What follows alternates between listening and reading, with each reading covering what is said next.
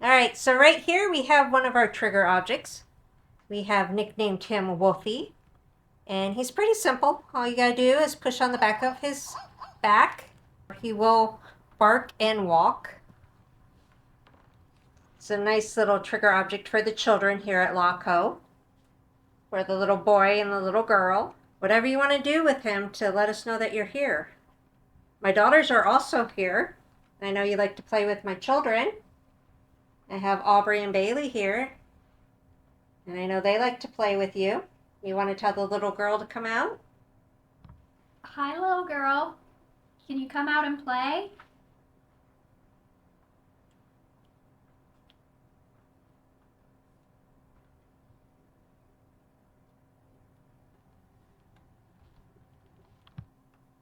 Did you hear something, Bailey? How about playing with the door handle? We've had that played with before too.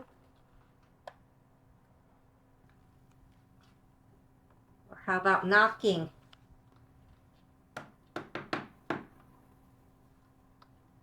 Finish that with 2 knocks.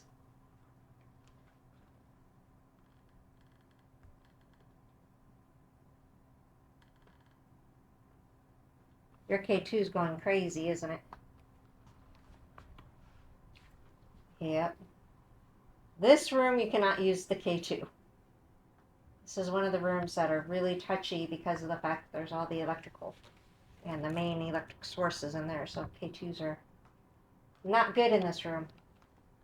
This thing, you just twist the head of it just enough so it's just barely off. And then the idea is that some type of paranormal entity will be able to just touch that a little bit or affect it in some way, so the light will come on and off. And you can use it to answer yes and no questions and that type of thing with that. The downside of it though is it's also sensitive to atmospheric conditions and electrical fields, so there are other things that can set it off. So what you'd want to look for is to make sure that you don't use this piece of evidence as a standalone proof of paranormal activity. You can be waiting around for hours and hours and nothing will happen. But then when it does happen, it's really exciting. But we could ask for 20 minutes for that flashlight to turn on and it may never turn on. What was that? Like a little knock. If someone's knocking, we appreciate it. Is there anything that could cause that knock? Mitch, May, did you lean up against anything that could have caused it? I'm not leaning against I'm anything. leaning against the door frame, but that was like that for a while. So you didn't move to No. cause the knocking sound? It sounded like it came from near the door. Like behind me? Mm-hmm. Let's see if anyone's outside. Oops, as I'm knocking things over here.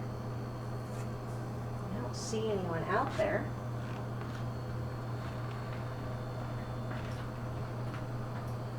Well, if that was you, can you make a knocking sound again? Let's knock.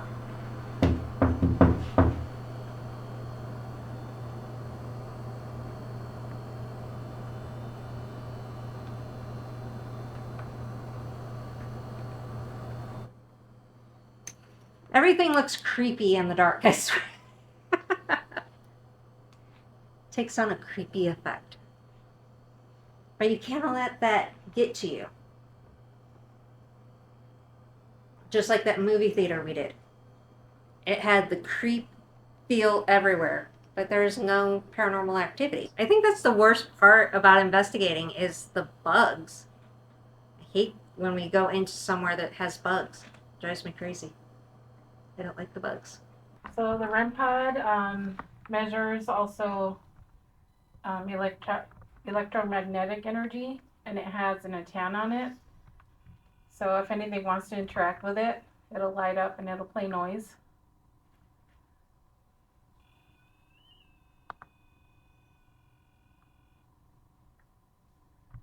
Now this can be set off by electrical stuff. We discovered that walkie-talkie set it off.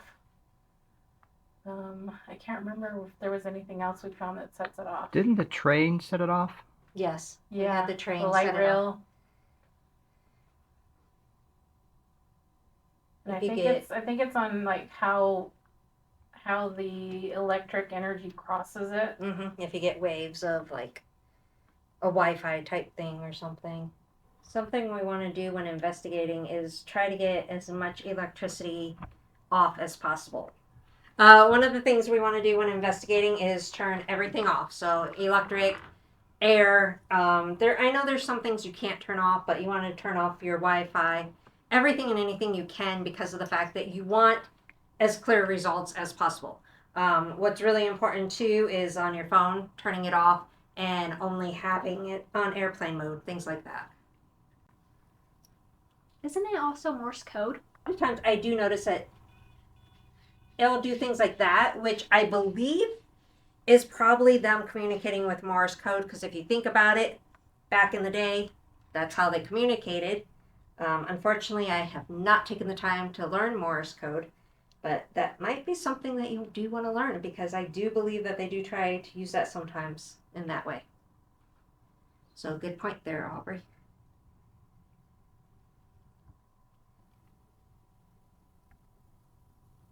Traffic from outside. The very first time that Bailey saw the little girl was in a clothing rack, and she was playing peekaboo with Bailey.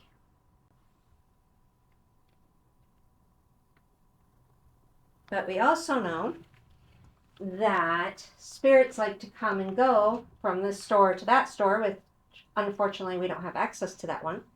But that used to be a general store, and the spirit called Sergeant Frank will still make the door alarm go off, even though the door alarm has not worked in ages.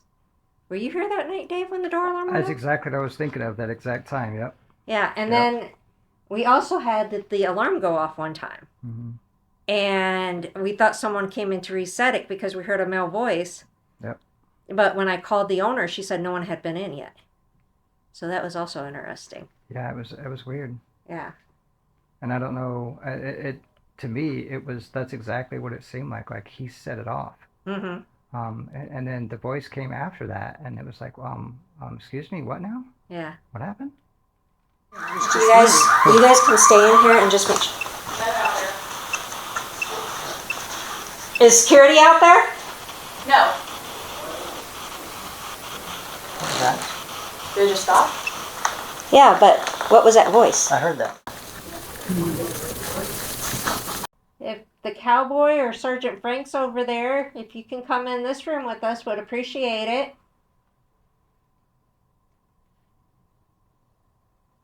We're here to talk to you guys tonight. If you ever wanted to be famous, now's your chance. You can be on camera.